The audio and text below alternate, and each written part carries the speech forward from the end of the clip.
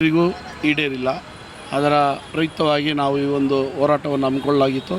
ಇವತ್ತಿನ ಅಜೆಂಡಾ ಏನೆಂದರೆ, ಈ ಕ್ರೈಸ್ತರಿಗಾಗಿ ಒಂದು ಪ್ರಾದೇಶಿಕ ಗುರುಮಠ ಬೇಕಂತ ಒಂದು ಆಗ್ರಹವನ್ನು ಮಾಡಿದ್ವಿ.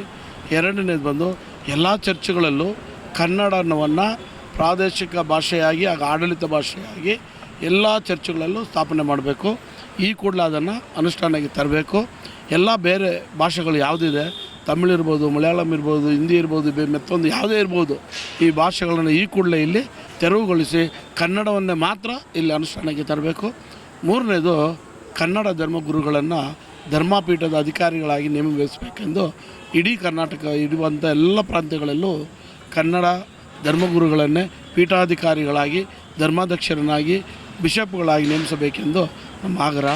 ಅದಕ್ಕೆ ಸಾವಿರಾರು ಮಂದಿ ಇವತ್ತು ಬಂದು ನಮ್ಮ ಈ ಒಂದು ಏನು ನಮ್ಮ ಸಂಘ ಇದೆ, ನಮ್ಮ ಸಂಘದಕ್ಕೆ ಎಲ್ಲರೂ ಬೆಂಬಲವಾಗಿ ನಿಂತು ಇದು ಒಂದು ಇವತ್ತಿನ ಒಂದು ಹೋರಾಟ ಶಾಂತಿಯುತವಾಗಿರ್ಬೋದು, ಆದರೆ ಮುಂದಿನ ಹೋರಾಟಗಳು ಉಗ್ರವಾಗಿ ರೂಪವನ್ನು ತಾಳ್ತೈತೆ. ಅವರ ಏನೋ ಒಂದು ನಿವಾಸ ಇದೆ, ಧರ್ಮಾಧ್ಯಕ್ಷರ ನಿವಾಸ, ಆ ನಿವಾಸಕ್ಕೂ ನಾವು ಮುತ್ತಿಗೆಯನ್ನು ಹಾಕ್ತೇವೆ. ಅವರು ಯಾವ ಧರ್ಮ ಕೇಂದ್ರಗಳಿಗೆ ಬರ್ತಾರೆ, ಯಾವ ಚರ್ಚ್ಗಳಿಗೆ ಬರ್ತಾರೆ, ಅಲ್ಲೆಲ್ಲ ಅವರ ವಿರೋಧ ಇರುತ್ತೆ.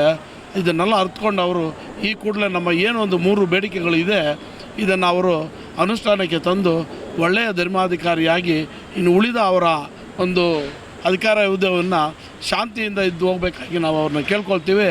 ಈ ಯಾವುದಕ್ಕೂ ಇವರು ಮನೆ ಹಾಕಿಲ್ಲ ಅಂದರೆ ಈ ಕೂಡಲೇ ಇವರು ನಮ್ಮ ಏನೋ ಒಂದು ಕರ್ನಾಟಕದ ಪ್ರಾಂತ್ಯದಲ್ಲಿ ಧರ್ಮಾಧಿಕಾರಿಯಾಗಿ ಪೀಠ ಅಲಂಕರಿಸಿದ್ದಾರೆ, ಈ ಕೂಡಲೇ ತ್ಯಾಗ ಮಾಡಿ ಇವರು ಹೊರಟು ಹೋದರೆ ನಮಗೆ ತುಂಬ ಸಂತೋಷ. ಕನ್ನಡಿಗರನ್ನ ಬದುಕಿಸಿದ ಒಂದು ಪುಣ್ಯ ಈ ಪುಣ್ಯಾತ್ಮನ ಬರುತ್ತೆ ಅಂಥೇಳಿ ನಾನು ಅದನ್ನು ಕೇಳ್ಕೊಳ್ತೀನಿ. ಈ ಹೋರಾಟ ಇನ್ನೂ ಹೆಚ್ಚಿನ ಉಗ್ರ ರೂಪ ತಾಳುತ್ತೆ. ಇದು ಈಗ ಮಾತ್ರ ಹತ್ಕೊಂಡಿದೆ, ಇದು ಬೆಂಕಿ ಉರಿತಾನೆ ಇರುತ್ತೆ, ಯಾವುದಕ್ಕೂ ಬಗ್ಗಲ್ಲ ಜಗ್ಗಲ್ಲ. ನಮ್ಮ ಹೋರಾಟ ಹೀಗೆ ಇರುತ್ತೆ. ಎಲ್ಲ ಕೋರಿಕೆಗಳು ನೆರವೇರಿದ್ರೆ ನಮ್ಮದು ಶಾಂತಿ, ಇಲ್ಲಾಂದರೆ ಕ್ರಾಂತಿಯಾಗಿ ಮುಂದುವರಿಯುತ್ತೆ.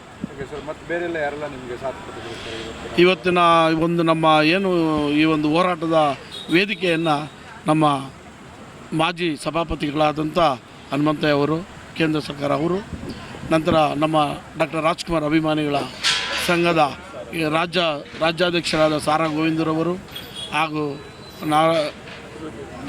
ಮನು ಬಳಿಗರ ಅವರು, ಸಾಹಿತ್ಯ ಪರಿಷತ್ತಿನ ಅಧ್ಯಕ್ಷರಾದಂಥವರು, ನಂತರ ರಾಣಂ ಚಂದ್ರಶೇಖರ್ ಅವರು, ಹಾಗೂ ಪದ್ಮಿನಿ ನಾಗರಾಜ್ರವರು, ಹಾಗೂ ವಾಚ ಚೆನ್ನೇಗೌಡರು, ಗುರುದೇವ್ ಪ್ರಸಾದ್ ಅವರು, ಆದ ನಂತರ ನಮ್ಮ ಪ್ರಸಾದರವರಲ್ಲ ಆರ್ಯ ಪ್ರಸಾದರವರು, ಡೊಮಿನಿಕ್ ಸರ್, ನಮ್ಮ ಕ್ರೈಸ್ತ ಇದರ ಸಾಹಿತಿಗಳಾದಂಥ ಕುಲಪತಿಗಳು ಆದಂಥ ಡೊಮಿನಿಕ್ರವರು, ಹಾಗೂ ನಮ್ಮ ಮಹಿಳೆಯರ ವಿಭಾಗದಲ್ಲಿ ಕ್ರೈಸ್ತರ ಸಾಹಿತಿಗಳಾದಂಥ ರೀಟಾ ರೇಣಿಯವರು, ಇನ್ನೂ ಅನೇಕ ನಮ್ಮ ಜಾಕೋಬ್ ಫ್ರಾನ್ಸಿಸ್ ನಮ್ಮ ಹಿರಿಯ ಈ ಸಂಘದ ಅಧ್ಯಕ್ಷರಾಗಿ ಈ ಸುಮಾರು ವರ್ಷಗಳ ಕಾಲ ಈ ಸಂಘವನ್ನು ಮುನ್ನಡೆಸ್ಕೊಂಡು ಬಂದಂಥ ಅಧ್ಯಕ್ಷರು, ಹಾಗೂ PC ಅಂತೋಣಸ್ವಾಮಿ ಸಾಹಿತಿಗಳು, ಹಾಗೂ ಎಲ್ಲ ಇನ್ನೂ ಅನೇಕ ಕನ್ನಡ ಪರ ಹೋರಾಟಗಳು ನಮಗೆ ಭಾವ್ಯ ಬೆಂಬಲವನ್ನು ಸೂಚಿಸಿದ್ದಾರೆ.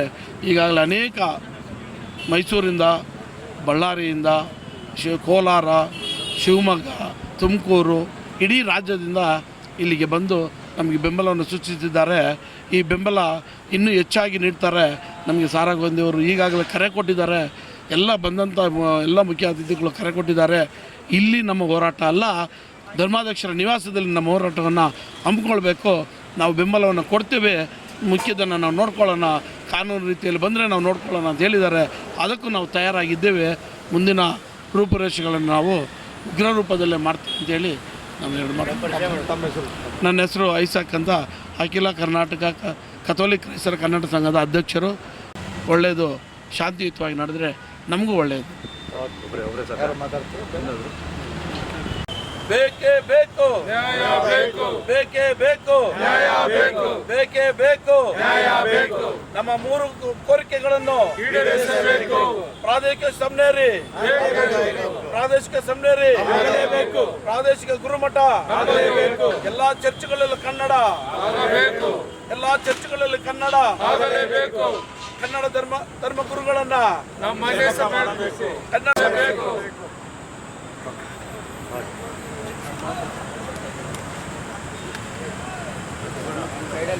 ಧರ್ಮ